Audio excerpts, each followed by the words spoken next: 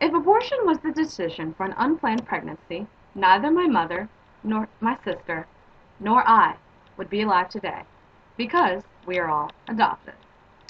If you had an unplanned pregnancy and didn't know what to do with your child, would you choose to take its life and abort it, or give it to someone who would love to have a child to call their own?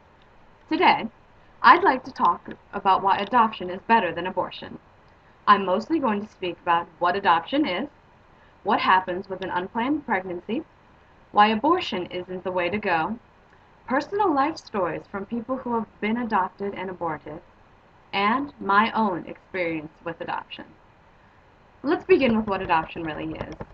Well, in my opinion, it's taking in another child from someone else and raising it as your own. You must love and care for it and call it yours. According to Wikipedia, it is the process whereby a person assumes the parenting of another, usually a child, from that person's biological or legal parent or parents. Adoption is intended to effect a permanent change in status. Adoption's changed over the centuries. Its spoke is shifting from adoption and inheritance issues more toward children and family creation. When women have an unplanned pregnancy, most of the time they don't know what to do with their child. They either have the choice. Do they put it up for adoption, or do they abort it? Well, if you decide to give up your child for adoption, you won't have to care for baby before you're ready. When you think of your baby, you will think that it's safe with another family who loves it. You will have precious memories of your baby. You will know that you gave the greatest gift of all, a child, to a couple whose hope and dream was to have a baby to love and call their own. If you decide to give your child up for abortion, again, you won't have to care for baby before you're ready. You won't have the financial burden of caring for a child. You won't have to worry about finding a sitter, for example, missing out on fun with your friends, because you won't have your child to think about. There will be no smile, no little fingers, or little happy face to think of. You only have the memory that you ended your baby's life. Instead of feeling good about yourself, you may feel sad and empty that you can never go back and give that child a life. But maybe it's because you don't know about adoption that well.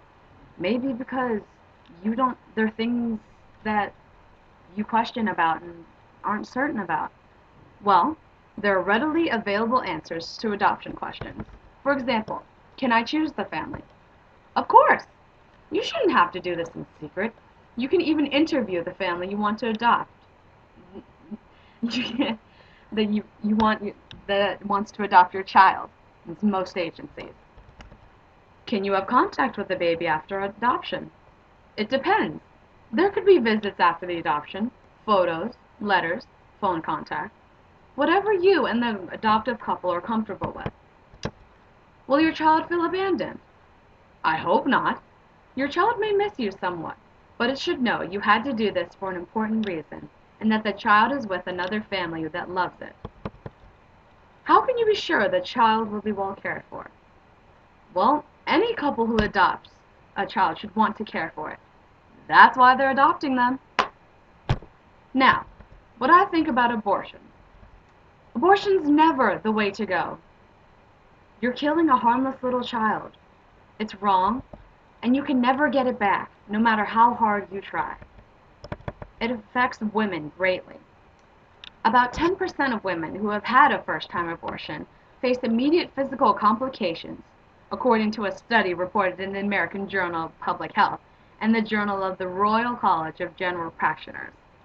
It's very traumatic. And women can have higher rates of anxiety, depression, alcohol use or misuse, marijuana use, suicidal behavior, excessive bleeding, infection, scarring, and even breast cancer that can kill you.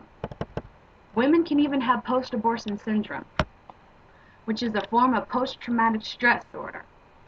They can experience pain, emotional sorrow, regret, at loss, and much stress, which makes it even more worse. People can try to forget what happened, but they're never able to because it's impossible.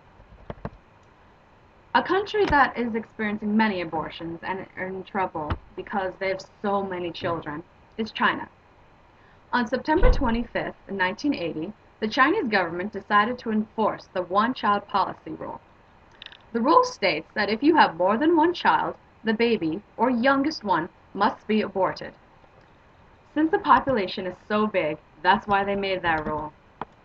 Because of the traditional preferences for boys, sex-selective abortion of girls is most common, a form of gendercide, which is the liking of one sex rather than both. Because of gendercide, there's an estimated 37 million more men than women in China today. On September 26, 2014, it marked the 34th anniversary of China's brutal one-child policy. Why would anyone want to do that to a child? It's so young and it wants a life. Many people have stories about how adopting children and putting their children up for abortion has changed their life. For example, a girl named Gianna Jessen. She was aborted but did not die. Her biological mother was 7 months pregnant when she went to Planned Parenthood in Southern California to have her abortion. The doctors advised her to have a late-term saline abortion. Saline abortion is a solution of salt that is injected into the mother's womb. The baby gulps down the solution, it burns it inside and out, and then the mother is to deliver a dead baby within 24 hours. Another example, a girl named Morgan, a 14-year-old female from Texas who was born on February 24, 1984. She was adopted at 1 month old. Her birth mother was 13 at the time that she had her, and her birth father was 17. Her mother couldn't take care of her at the time, so she decided to put her up for adoption. She was 2 months premature and weighed not even 3 pounds at birth. Her adoptive parents could not even conceive children, so they decided to adopt her, even though she had quite a few health problems because of being premature. Now, a little bit about my personal experience with being adopted. I was born on December 2nd, 1998, in Zhejiang, China. That was when the China's one-child policy rule was going on. My mother did not want that to happen to me, so she decided to keep me in secret from the Chinese government. If she followed that rule, I would be dead and not living today. But, unfortunately, she could no longer take care of me and abandoned me when I was 7.5 months old. I was abandoned and left on this doorstep of some random stranger's house. A person from the steps of the house I was left on took me to an orphanage where I stayed for 1 year. It was absolutely terrible. But fortunately, when I was 18 months, I was adopted by my mother, who I call today. If I was still at the orphanage by the age of 14, I would have been thrown out and had to live on my own. A few extra things about adoption. My sister is also adopted from China, from Chongqing. She was left at the gates of an orphanage. And was adopted at 8 months old.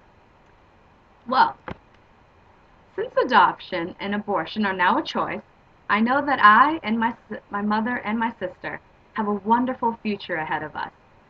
After hearing about all the beneficial and better things to do with your child instead of giving it up for abortion, what would you do if you were in that situation? I hope you make the right choice.